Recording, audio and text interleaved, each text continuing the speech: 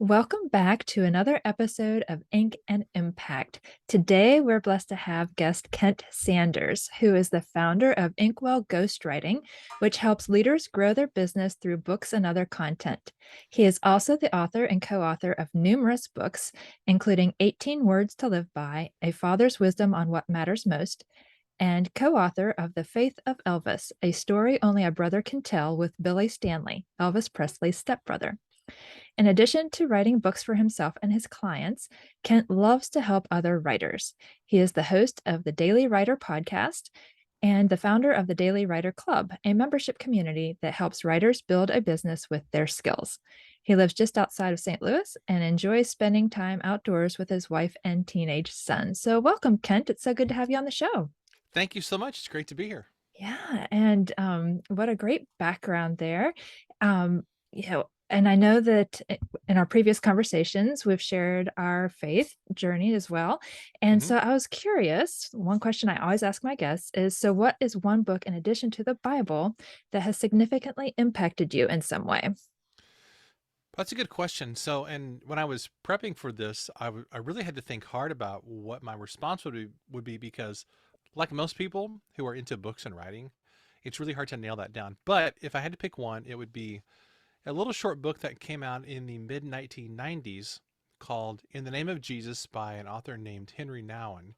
He was a Catholic priest who actually left a couple of prestigious positions at universities like Harvard, Yale, and so forth, to go work with a community of people in Canada.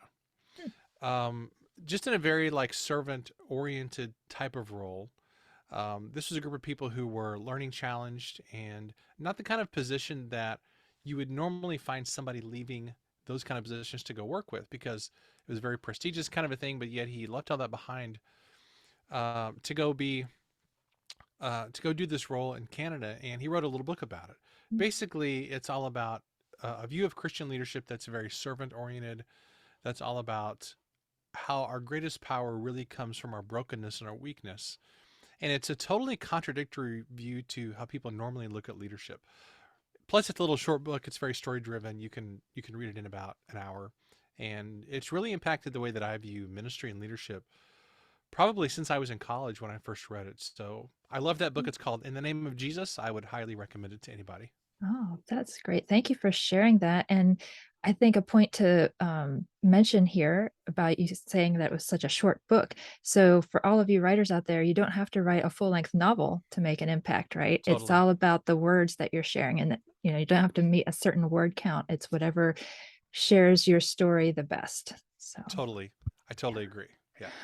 So today I asked you to come on. I've heard you speaking recently about the concept of generosity as a writer, hmm and I would love to discuss that with you today with my listeners.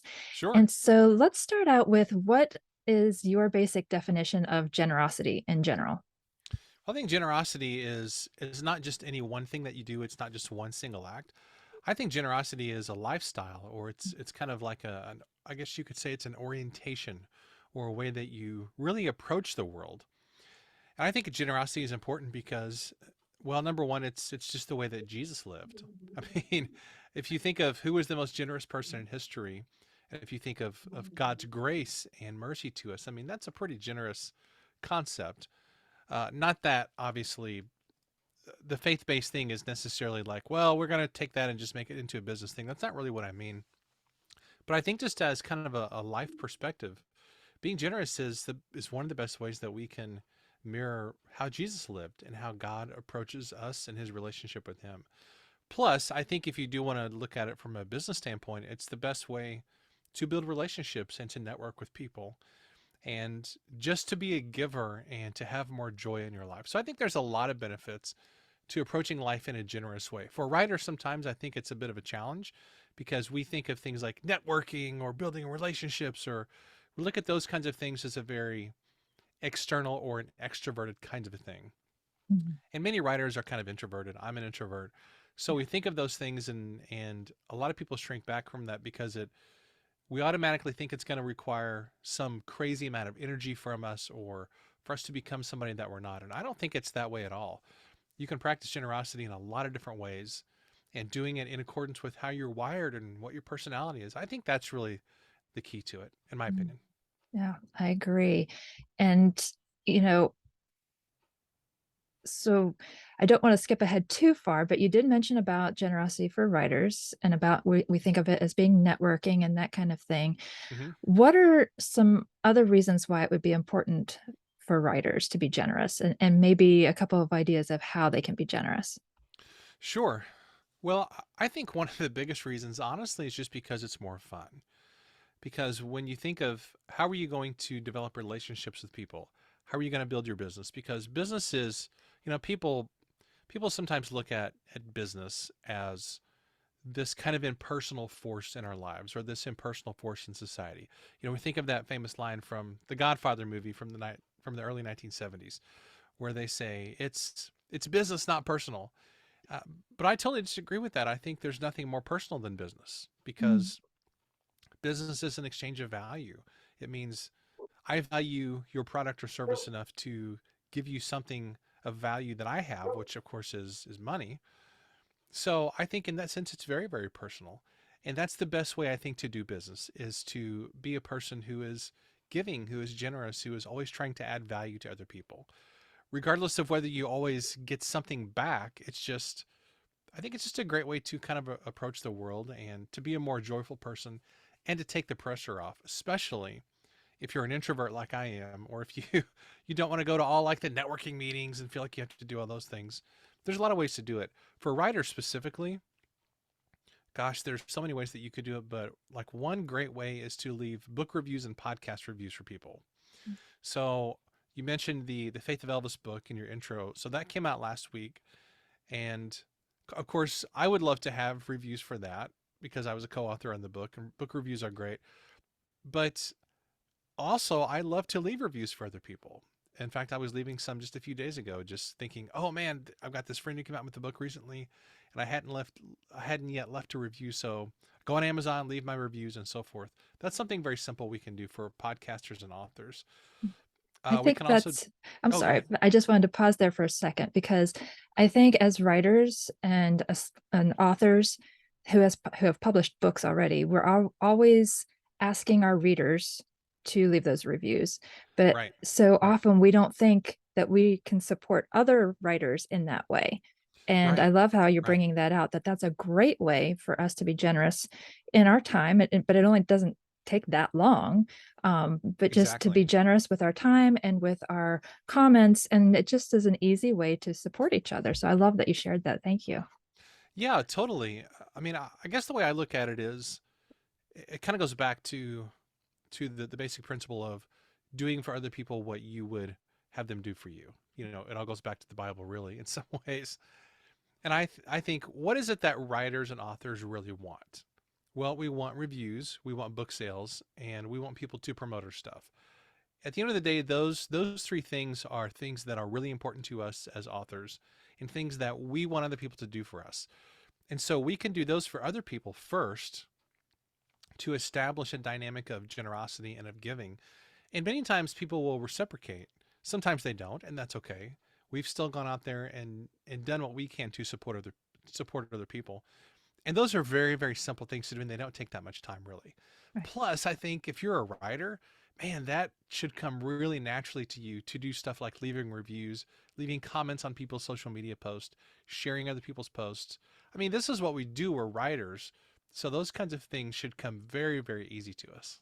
Right. I agree. I agree. And um, I love how you're sharing that generosity doesn't have to be difficult.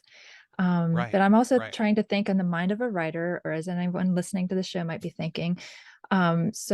Okay, we're as an author, you become a business person, whether you like it or not, right? You become an right, entrepreneur because you're in right. charge of sales and all of that. So then we get into the marketing mindset of sales, sales, sales.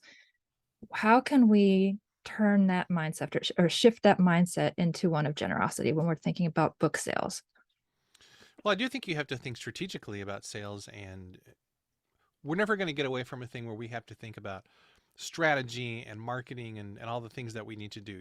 If you're running Amazon ads, for example, or Google ads or something like that, you've got to know how those work and understand the principles behind that and the investment that goes into it and all those things. I don't think that generosity necessarily like excuses us from having to know the intricacies of the things that we need to do as a business person.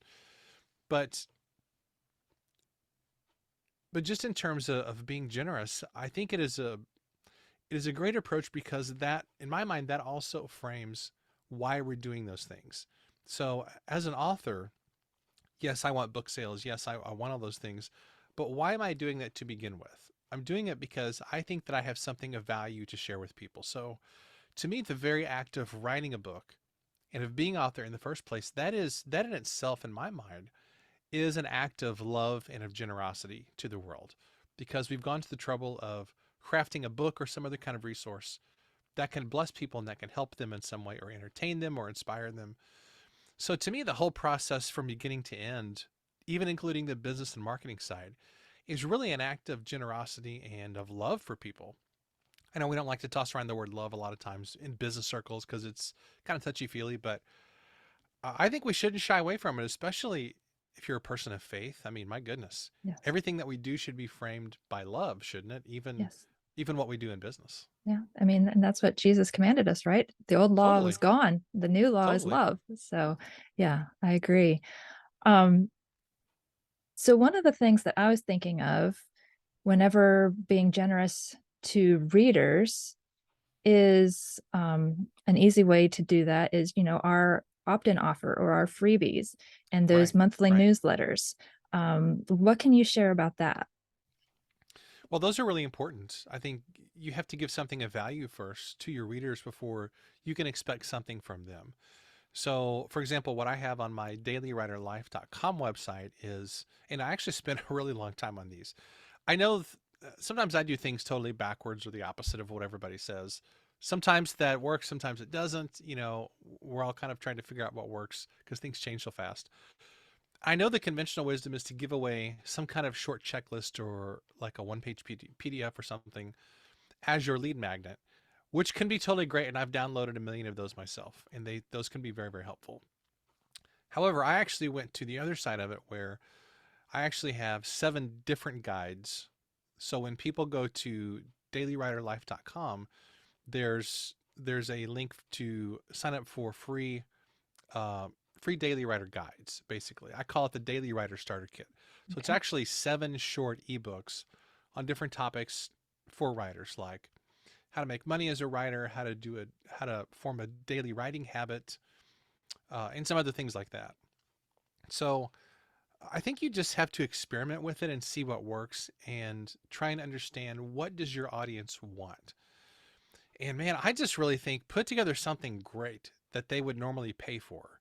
A lot of times we think of lead magnets as something that you just kind of throw together and put out there, but boy, I think if you could put together something really cool and something that people would pay for and give it to them for free, to me that sets a tone of, hey, I'm going to give you something really, really valuable here at the Right. beginning, and that's going to set a tone for our relationship.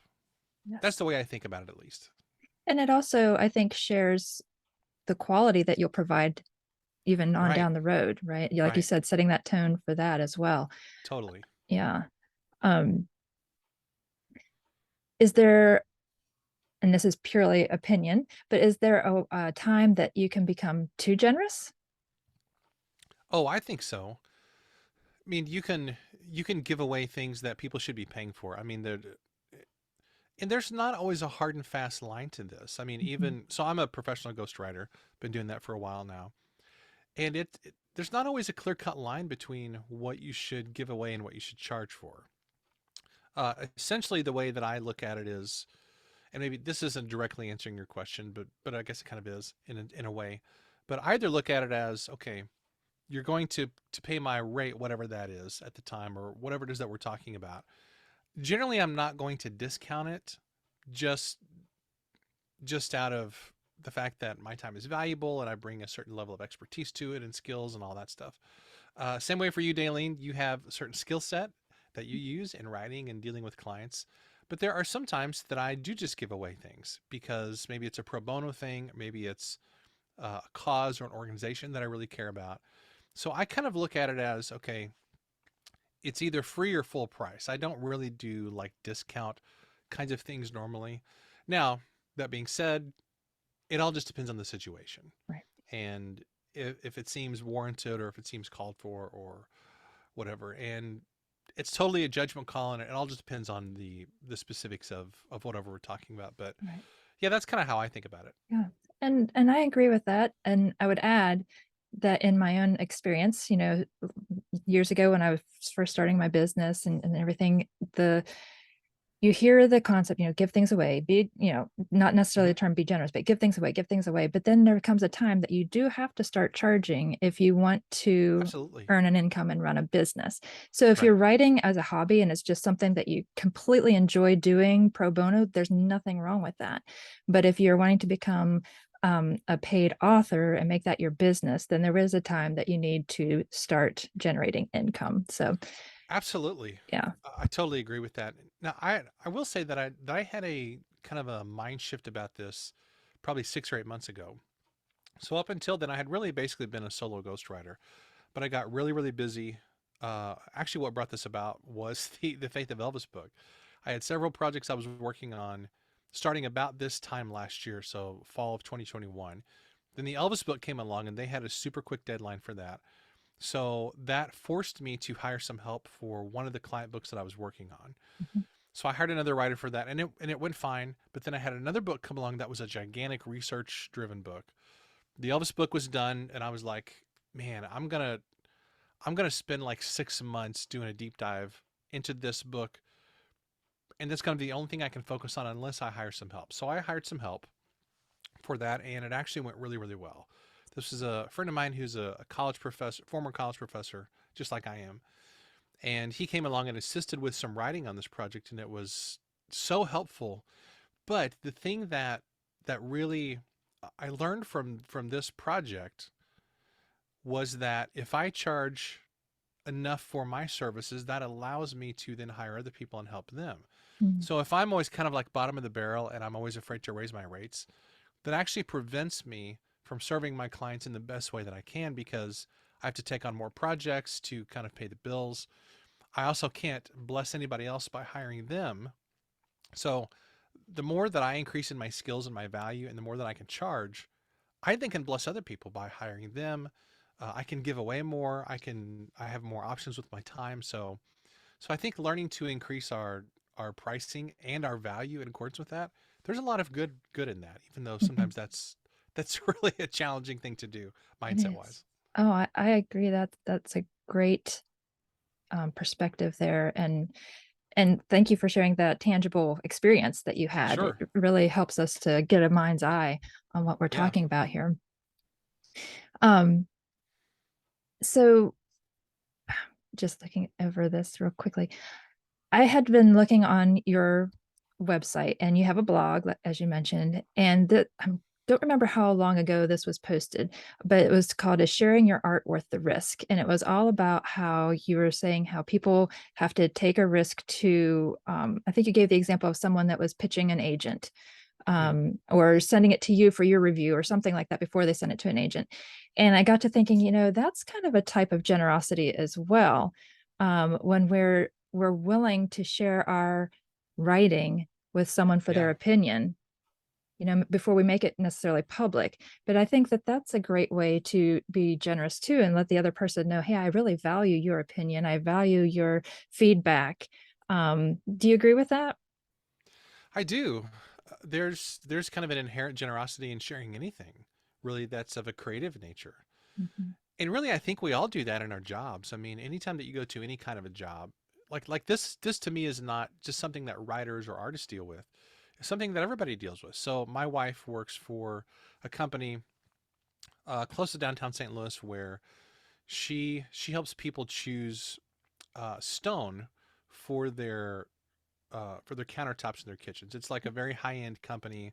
People who are building really nice homes come in and they will pick out stone. They work with fabricators and the clients and the builders and all that stuff. And she is very artful in what she does. She's very thoughtful, and she's bringing a lot of value and generosity when she's dealing with people in choosing these things, which is essentially a creative decision, Mhm. for what kind of materials you're going to put in your home and countertops and those kinds of things.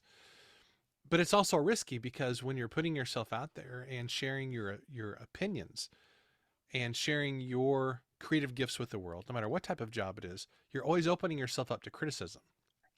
Anybody who, I mean, my goodness, a contractor deals with that every day. Attorneys deal with that. Teachers deal with that. So it's not unique to writers and artists, I don't think.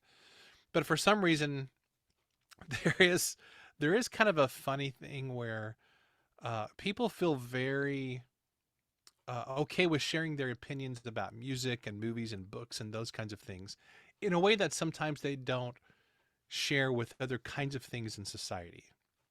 I'm not sure why that is, but it's just something that we kind of have to learn to deal with when we put our heart out there into the world.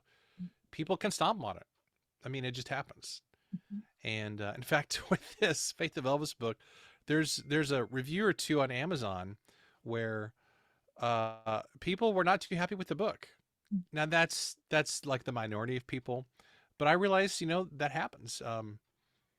I personally think they didn't really understand the concept of the book. Uh, in fact, I'm not even sure they even read the title because it's like, if did you even read the book description? If so, you wouldn't be saying these things in your review. That's totally beside the point. But that's what happens when you put your work out there. People can trash it if they want to. They can criticize it. So you kind of have to decide: am I going to be a big boy or a big girl, and am I willing to put up with the risk of putting my art out there because a lot more people are going to like it than don't like it? Mhm. Mhm. Yeah, there's definitely risk involved, and it's definitely, overcoming fears. But I think it all comes down and comes back to the fact that you have to step out of your isolation, right? And you have to Hmm. connect with other people. And that theme has been coming up in so many of my episodes lately. It's just interesting. Interesting. Yes. And so I think my own feeling on all of this is because there are such fine lines between not being generous or being too generous, or there's fear, and there's sometimes there's fear that is just in our own mind, and then there's legitimate Hmm. fear too. And so there's all of these little tight ropes that we're walking. But I think if we just bring it all back to God and prayer, I think that he will help reveal to us which direction we need to go. um but yeah, so that's just a thought there. Yeah, I um like that. I like that. It's a good insight. so I know I had kind of interrupted you. I'm sorry about that earlier. Whenever you were saying about other examples that writers can use for being generous. Um, yeah, I don't know if you had anything else that maybe you already threw them in there in the midst of our conversation, but I just wanted to return to that in case there were other things that you wanted to mention there. Sure. So one of the other things that there's really two other things that I want to specifically mention. Okay. And sorry, my my phone went off here a second ago. I just got a I just got a new iPad a couple weeks ago, and I forgot to silence that too. So if Oh, you hear all these pings, that's what it's all my Apple stuff going off. Anyway, that should be fine. yeah. Um, anyway, there's two other things that I want to mention that are really simple things to do, but I Yeah. think are really effective. One is whenever you have a friend who releases a book, Mhm. I think it's important to not just buy that book, but also buy some extra copies if you can, Cool. or at the very least, share that book on social media. Obviously, you want to leave a good review if the book is good. And I think if a book is released and you don't like it, I personally, the way I feel is don't leave a review, Mm. because that just kind of spreads negativity, unless you have a really compelling reason to leave a negative review, which I think it has to be a really compelling reason. I think if it's not a good review, then just kind of keep your opinion to yourself. That's the way I approach it personally. Maybe people could disagree with that, or whatever. But not just reviewing the book, but buying a copy, obviously, and leaving a good review, but also sharing it with people, whether that's doing a giveaway. Maybe you talk about it on your podcast or in a newsletter or in your group or social media or wherever. Just kind of sharing the love for that person. Another thing that is really simple to do, and I think this is super effective, is sending handwritten notes to people. I do I this love all the that. time. In fact, I've got three right here. These are actually notes that are going out to clients whose projects are wrapping up, and I always send clients a really nice gift that's like a highly personalized, really nice gift, plus a handwritten note and all that. But I send out handwritten notes all the time because people don't really do that much anymore. No. We all do emails and text, but When is the last time that you got a handwritten card in the mail from somebody? It's been It quite doesn't a happen while. very much anymore. Yeah. So whenever we go to the mailbox, what's the stuff that we always open first? Well, it's going to be something that's hand addressed. And when you see that, you think, oh my gosh, this person took the time to write out a card or a note and mail it to me. They put a stamp on it, they did the whole thing. Yeah. And there's something very special and unique about that. It didn't used to be rare. I mean, back when I was a kid, that stuff happened all the time. But now everything is so electronic that for somebody to go to the trouble of sending a note in the mail is actually a rare thing. And it's so cheap and easy to do that, man, well, and we're writers. I mean, this is what we do, either for a living or for a side hustle or a hobby or whatever it is, doesn't make any difference.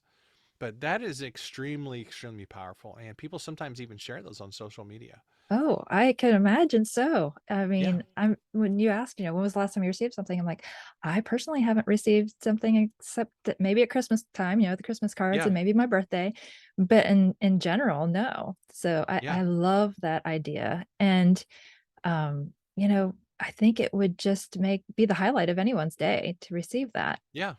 Yeah. Yeah. So I also have, I've had personalized stationery made, which is actually really cheap to do. If you have a good printer, you can just do it on a printer, actually. Just get Yeah. some cardstock and do it that way if you want to save money, or you can have some printed up for you.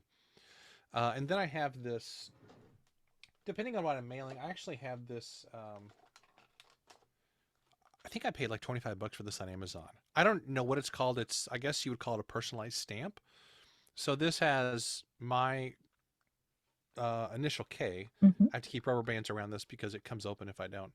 And then my address on it. So sometimes I'll stamp the back of an envelope rather than write my return address on it. Yeah. It just is kind of a cool little thing that sets it apart and makes it look just a little bit distinctive and a little bit more creative. Yes. So any touches I think like that you can use to handwritten cards can really make a big difference. Really can. And I'm guessing here that you're not saying we have to write these long missives, right? It doesn't have to be 2 pages long. It's just whatever is Right. top of mind about that individual, maybe a note of Right. encouragement or a thank you for something that they've been generous for you about. So, Exactly. So okay. what I do, and that in fact that's a really good point, is I have these cards I bought on Amazon actually. They're 3x5. They have a typewriter on the front. I forget the company is called Peter Pauper Press, and I think the cards are about $1 a piece, maybe like 80 cents or something, including an envelope.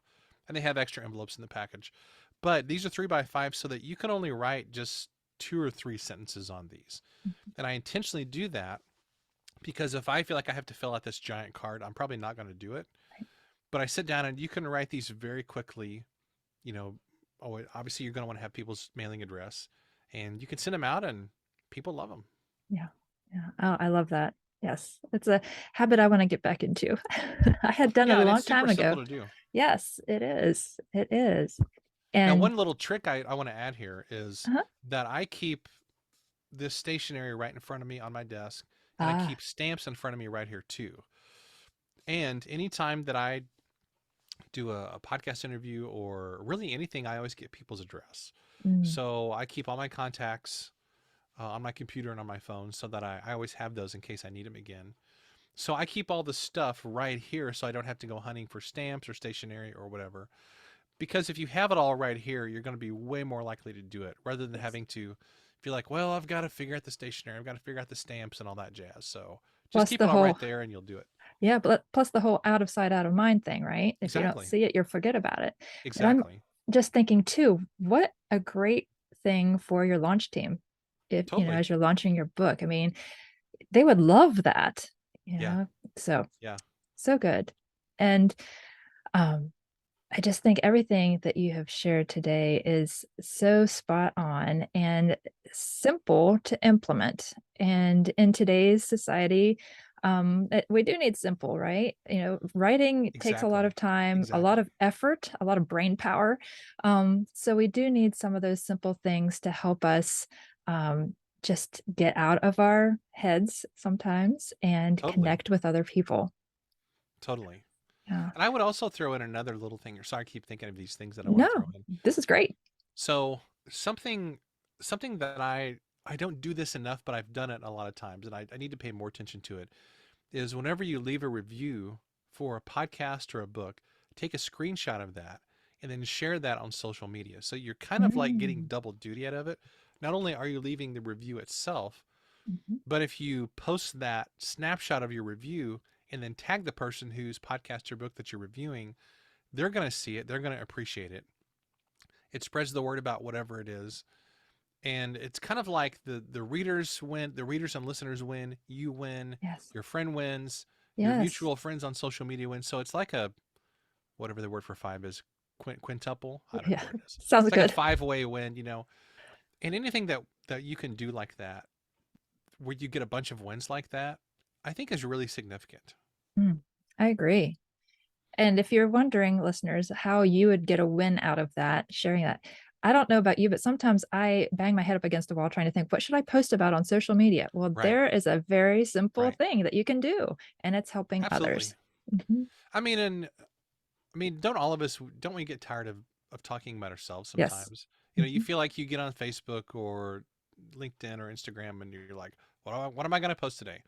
Well, the answer is, I mean, if something interesting happens in your life, of course, that's worthy of Sure. posting about. If Yes. you have a book launch or something, but to me, the default is, hey, let's share, let me share something else that somebody else has and, or comment on their post or something because I'm not that interesting of a person, I think, but but I see a lot of interesting people in my network and in my circle. So let me share the cool things that they're doing. Yeah. That to me is way more interesting. Yeah. I think that all of us, or at least most of us, can relate to thinking that we aren't all that interesting. But then you speak to somebody else and they're like, oh, but I want to hear more about this about you. And Yeah, so, yeah, I agree. yeah, Yeah. So I again am encouraging everyone to just take just one of these tips that Kent has shared today and just start implementing that, if nothing else.